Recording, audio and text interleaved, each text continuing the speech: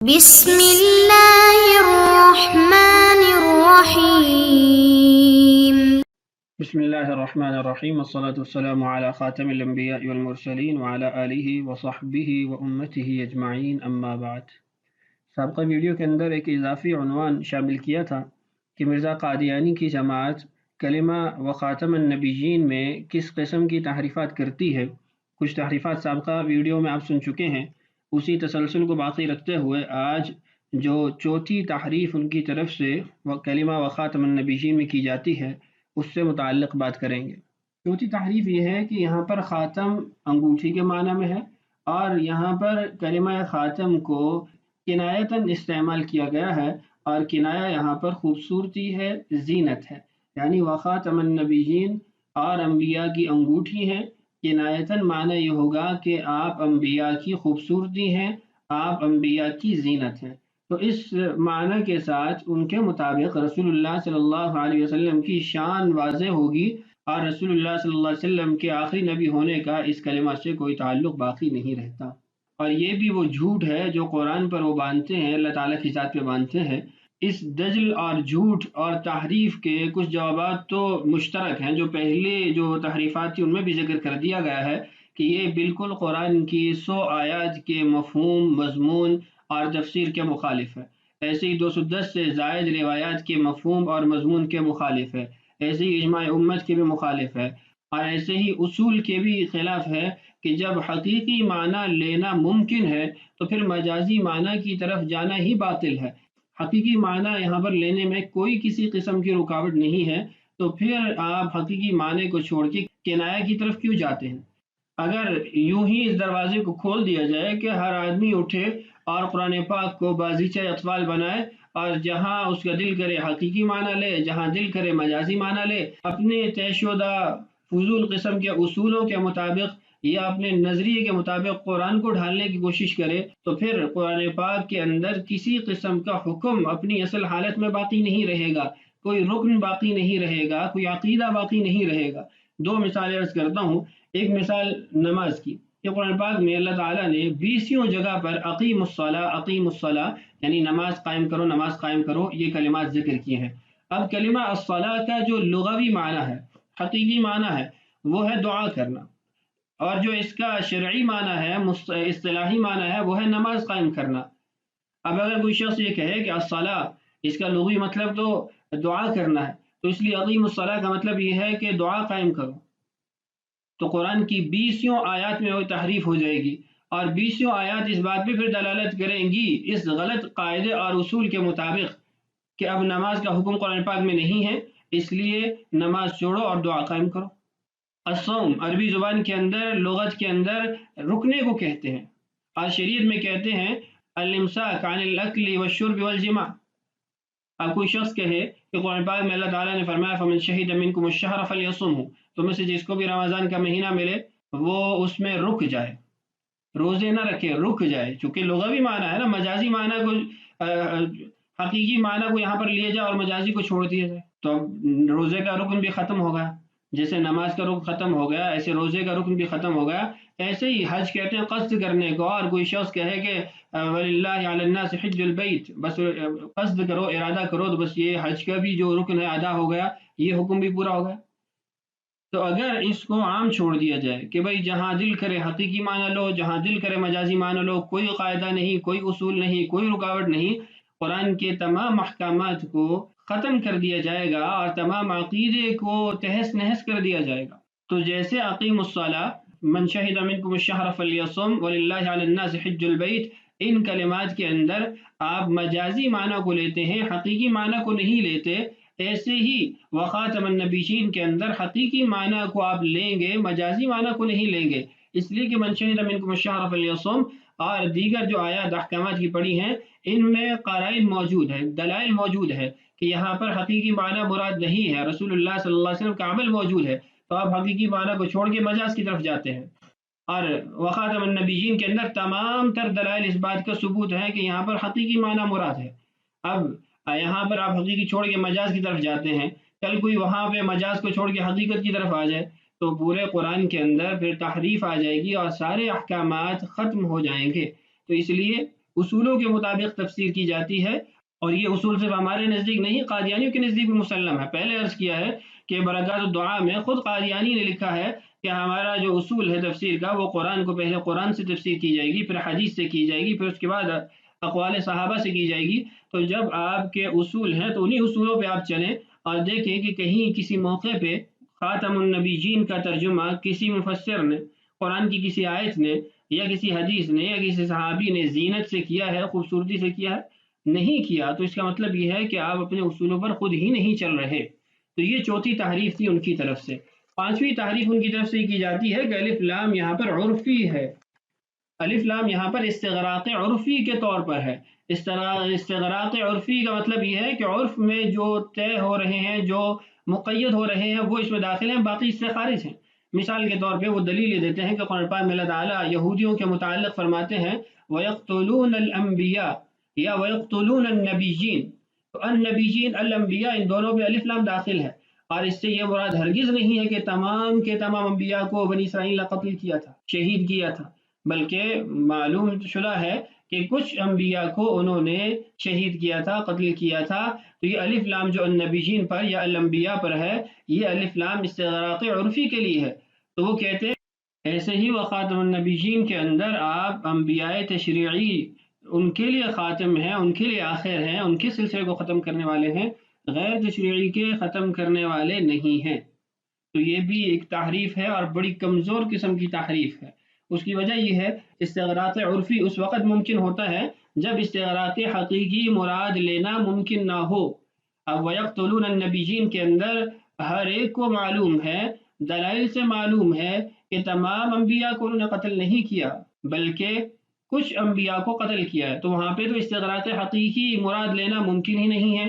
قرآن پاک میں اللہ تعالیٰ خود ارشاد فرماتے ہیں فَفَرِيقًا كَذَّبْتُمْ وَفَرِيقًا تَقْتُلُونَ، کہ آپ تم نے انبیاء کے کچھ لوگوں کو، کچھ افراد کو جھٹلایا ہے اور کچھ کو قتل کیا ہے۔ تو وہاں پر تو قرآن کی آیت خود بتا رہی ہے کہ استغراق حقیقی نہیں ہے، استغراق عرفی ہے، اور وہاں پر عقلاً بھی یہ بات معلوم شدہ ہے، طے شدہ ہے کہ استغراق عرفی ہے، استغراق حقیقی نہیں ہے۔ اور عام طور پہ آپ یہ اپنے کلام میں بھی استعمال کرتے ہیں، مثال کے طور پہ جمعت الحکومت التجارہ، حکومت نے تاجروں کو جمع کیا، تو اس کا یہ مطلب تو آپ نہیں لیتے کہ استغراق حقیقی ہے تجار پر افلام کہ ساری دنیا کے تاجروں کو جمع کیا، نہیں، استغراق عرفی ہے کہ کچھ افراد کو، تاجروں کے کچھ گروہ کو جمع کیا گیا، تو اس کے لیے استغراق عرفی بولا گیا۔ تو جو آپ وخاتم النبیین کلمہ کے اوپر یہ لاگو کرنے کی کوشش کر رہے ہیں کہ استغراق عرفی ہے، اس کے اوپر نہ کوئی قرینہ ہے، نہ یہاں پر استغراق حقیقی کو مراد لینا ناممکن ہے، اور نہ یہاں پر کوئی عرف ہے یا کوئی خارجی امر ہے، دلیل ہے جو اس کو طے کرے کہ یہاں پر تمام انبیاء مراد نہیں ہیں۔ یہ تو جواب تھا۔ اب ان سے ایک سوال ہے کہ آپ کہتے ہیں استغراق عرفی، جہاں دل کرے استغراق عرفی مراد لے لیا جائے۔ آپ کی اس بات سے یہ معلوم ہوتا ہے کہ جہاں جی کرے اپنے اصولوں کو ثابت کرنے کے لیے، اپنے نظریے اور عقیدے کو ثابت کرنے کے لیے آپ استغراق عرفی کا سہارا لیں۔ تو آپ سے سوال ہے، قرآن پاک میں اللہ تعالیٰ ارشاد فرماتے ہیں فَبَعَثَ اللَّهُ النَّبِيِّينَ مُبَشِّرِينَ وَمُنذِرِينَ، اللہ تعالیٰ نے انبیاء کو بھیجا خوشخبری سنانے والا بنا کر، ڈر سنانے والا بنا کر۔ تو یہاں پر بھی النبیین پر الف لام ہے، فَبَعَثَ اللَّهُ النَّبِيِّينَ۔ اب آپ اس الف لام کو استغراق حقیقی کہیں گے یا استغراق عرفی کہیں گے؟ اگر آپ کہتے ہیں کہ استغراق حقیقی تو وخاتم النبیین میں بھی استغراق حقیقی ہے، آپ کہتے ہیں استغراق عرفی ہے، تو پھر نعوذ باللہ اس کا معنی تو یہ بنے گا کہ اللہ تعالیٰ نے کچھ انبیاء کو ڈر سنانے کے لیے اور خوشخبری سنانے کے لیے بنا کر بھیجا، اور کچھ کو ڈر سنانے والا اور خوشخبری سنانے والا بنا کر نہیں بھیجا۔ تو یہ قرآن کی صریح مخالفت ہے اور انبیاء علیہم الصلوات والتسلیمات کی توہین ہے، اور اللہ تعالیٰ کی ذات کی طرف ایک کار عبث کو منسوب کرنا اس سے لازم آتا ہے۔ تو اس لیے آپ کا یہ کہنا کہ استغراق عرفی ہے یہ درست نہیں ہے۔ تو آپ کی جو تحریفات ہیں، چاہے وہ مہر نبوت کے اعتبار سے ہو یا عہد خارجی یا عہد ذہنی کے اعتبار سے ہو یا مجاز کا سہارا لینے کے ساتھ ہو یا کنایہ کا سہارا خوبصورتی اور زینت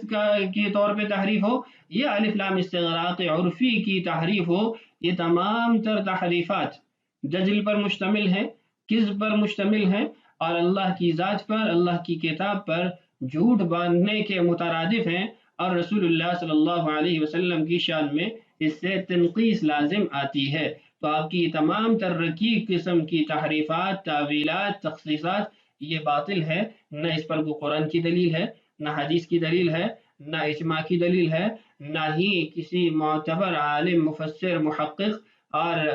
جو محدث گزرے ہیں، جو مشائخ گزرے ہیں، ان کی کسی قسم کی دلیل یہاں پر موجود ہے۔ تو اس لیے یہ تمام تر تحریفات باطل ہے، مردود ہے۔ اب ان تحریفات کے بعد مرزا غلام محمد قادیانی کی جماعت سے ایک سوال ہے۔ آپ کی تمام تر تحریفات وہ اس دائرہ کے ارد گھوم رہی ہیں کہ مرزا غلام احمد قادیانی وہ غیر تشریعی نبی ہے،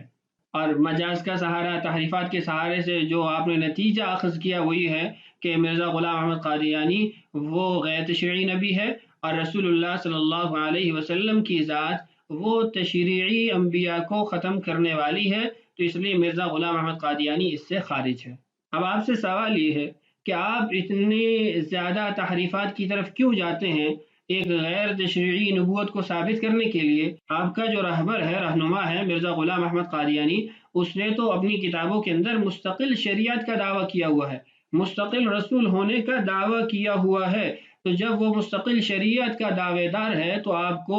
غیر مستقل یا غیر شرعی نبوت ثابت کرنے کی کیا حاجت ہے، کیا ضرورت ہے؟ دو حوالے آپ کے سامنے رکھتا ہوں جس سے بات واضح ہو جائے گی کہ مرزا غلام احمد قادیانی اپنے لیے رسالت کا دعوے دار ہے، اور اسی کی کتاب سے ہی آپ کے سامنے رکھتا ہوں۔ یہ نیا ان کا نسخہ ہے جو پرنٹڈ ہے، آپ اس میں دیکھیں، آپ کے سامنے موجود ہے۔ روحانی خزائن کے اندر اس رسالہ کو شامل کیا گیا ہے۔ رسالے کا نام حقیقت الوحی ہے، کتاب کا نام حقیقت الوحی ہے، جلد نمبر 22، صفحہ نمبر 105 آپ کے سامنے اسکرین پر موجود ہے۔ یہ اس کے الہامات ہیں، اور اس کی وحی ہے جو اس کی طرف نازل کی گئی ہے، قرآن پاک کی ہی کلمات کو جوڑ جوڑ کے اپنے لیے ایک وحی سی بنائی ہوئی ہے۔ یہ بھی انشاءاللہ مستقل آگے کسی عنوان کے تحت بات کروں گا کہ مرزا قادیانی پہ اترنے والی وحی کس کس زبان میں تھی اور کیسے اس کو بنایا گیا۔ انگریزی میں جو اس کی وحی ہے وہ بھی انشاءاللہ آپ کے سامنے ہوگی۔ یہاں ہمارا مقصود یہ ہے کہ جو مستقل رسالت کا دعویٰ کر رہا ہے وہ آپ کے سامنے لایا جائے۔ دیکھیں، اِنَّا أَرْسَلْنَا إِلَيْكُمْ رَسُولًا شَاهِدًا عَلَيْكُمْ كَمَا أَرْسَلْنَا إِلَى فِرْعَوْنَ رَسُولًا۔ قرآن پاک کی آیت سورہ مزمل سے اٹھائی ہوئی ہے، اور اپنی ذات کی طرف اس کو منسوب کیا ہے کہ مجھے الہام ہوا کہ ہم نے تمہاری طرف ایک رسول بھیجا ہے، اسی رسول کی مانند جو فرعون کی طرف بھیجا گیا تھا۔ تو اس میں دو چیزیں، ایک تو کلمہ رسالت بالکل واضح ہے، اور رسالت ان کے نزدیک بھی تشریعی ہی ہے، اور دوسری بات یہ ہے کہ یہاں پر اپنی ذات کو تشبیہ دی گئی حضرت موسیٰ علیہ السلام کے ساتھ، اور موسیٰ علیہ السلام تو تشریعی نبی ہیں، ان کو تو تورات عطا کی گئی تھی جو 4 بڑی آسمانی کتابوں کے اندر ایک کتاب ہے، تو اس لیے یہ تو مستقل رسالت کا دعویٰ ہے۔ اس کے بعد آگے ایک صفحے پہ دیکھیے، یہ دوسرا دیکھیں، یاسین انک لمن المرسلین علی صراط مستقیم تنزیل العزیز الرحیم اردت ان استخلف فخلقت آدم۔ آگے مزید عبارت ہے، اے سردار تو خدا کا مرسل ہے، مرسل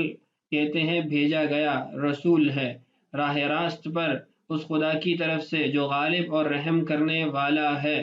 اب یہ دیکھیں، قرآن پاک کی آیات کا مخاطب اپنی ذات کو بنایا ہوا، اب یہاں پر حضرت محمد صلی اللہ علیہ وسلم کو مخاطب کیا گیا ہے، اور یہ ظالم حضرت محمد صلی اللہ علیہ وسلم کو خطاب کی جانے والی آیات کو اپنی طرف منسوب کر رہا ہے۔ تو حضرت محمد صلی اللہ علیہ وسلم تو تشریعی نبی ہیں، آپ پر تو قرآن پاک کو نازل کیا گیا، آپ تو تمام کے تمام انبیاء کے سردار ہیں، تو یہ اپنی طرف اس سرداری کو منسوب کر رہا ہے اور اس رسالت کو اپنی طرف منسوب کر رہا ہے، تو یہ تو مستقل رسالت کا دعوے دار ہے۔ آپ کیوں یہاں پر رقیق قسم کی تحریفات کا سہارا لے کر مشکل میں پڑتے ہیں؟ کھلم کھلا کہیں کہ وہ رسول ہے اور تحریفات کی ضرورت نہیں۔ یہ سارا خطاب اسی کو ہے تاکہ آپ کے ماننے والوں پہ یہ بات واضح ہو کہ کس قسم کا کفر اور کس قسم کا دجل قادیانیت کے اندر پایا جاتا ہے۔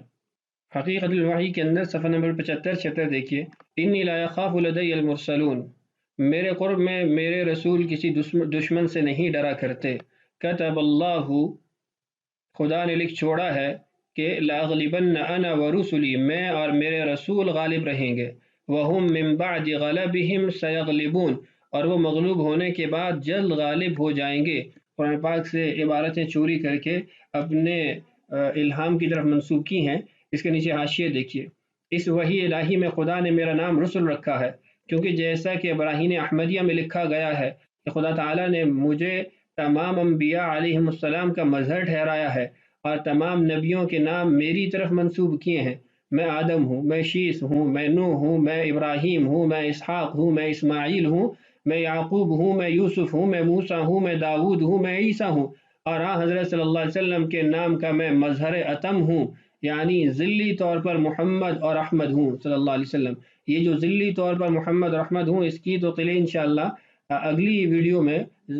کھولوں گا، اس کی وضاحت تو اگلی ویڈیو میں کروں گا، لیکن آپ دیکھیں کہ ان تمام تر عبارات سے وہ اپنے لیے رسالت ثابت کرتا ہے، اور صرف ایک رسالت نہیں، میرا نام رسول رکھا گیا ہے، واضح طور پہ اس نے خود لکھا ہے، اور پھر انبیاء کے نام بھی لیے کہ میں فلاں ہوں، میں فلاں ہوں، میں فلاں ہوں۔ تو وہ تو اپنے لیے مستقل طور پر رسالت ثابت کر رہا ہے، تو تم اس کے لیے کیوں اس طرح کی مجازی معنی لا کر نبوت کو ثابت کرتے ہو، ایک غیر تشریعی نبوت کو ثابت کرتے ہو؟ اب یہ تو ایک قضیہ ہو گیا، اب دوسرے قضیے کی طرف آئیں۔ دوسرا قضیہ یہ ہے کہ اس بات کو فریقین مسلمان بھی اور قادیانی بھی مانتے ہیں کہ حضرت صلی اللہ علیہ وسلم کے بعد رسالت کا دعویٰ کفر ہے، یعنی تشریعی رسالت کا دعویٰ کفر ہے، اور یہ بھی مرزا قادیانی نے اپنی کتابوں میں خود لکھا ہے۔ مجموعہ اشتہارات حضرت مسیح موعود علیہ السلام نامی رسالے کے اندر ہے، اور سیدنا مولانا حضرت محمد صلی اللہ علیہ وسلم ختم المرسلین کے بعد کسی مدعی نبوت اور رسالت کو کاذب اور کافر جانتا ہوں، تو اب ایک طرف تو یہ کہا جا رہا ہے کہ مدعی نبوت اور رسالت کو کاذب اور کافر جانتا ہوں، اور دوسری طرف میں نے اس کے الہامات کی جو عبارتیں تھیں وہ آپ کے سامنے اسی کی کتاب سے ذکر کی ہیں، اور یہ بھی اسی کی کتاب کا حوالہ ہے، اسی کی کتاب سکین شدہ آپ کے سامنے موجود ہے۔ تو اب ان دونوں قضیوں کو ملانے کے بعد نتیجہ کیا نکلتا ہے؟ نتیجہ یہ نکلتا ہے کہ مرزا غلام احمد قادیانی خود اپنی عبارتوں میں کافر ہے، خود اپنے کلمات سے اس نے اپنے آپ کو کافر کہا ہے، تو ہم تو بعد میں اس کو کافر قرار دیتے ہیں، پہلے وہ خود اپنی عبارتوں سے کافر بن چکا ہے، اور اس کے ماننے والے بھی دائرہ اسلام سے خارج ہیں۔ تو یہ کچھ تحریفات اور تحریفات کے بعد کچھ قضیہ آپ کے سامنے ذکر کر دیے ہیں۔ اللہ تعالیٰ ساری انسانیت کو ہدایت نصیب فرمائے، اور فتنہ قادیانیت سے اللہ تعالیٰ انسانیت کی حفاظت فرمائے، اور جو اس کا شکار ہو چکے ہیں خدا بند تعالیٰ ان کو ہدایت نصیب فرمائے۔ السلام علیکم ورحمۃ اللہ وبرکاتہ۔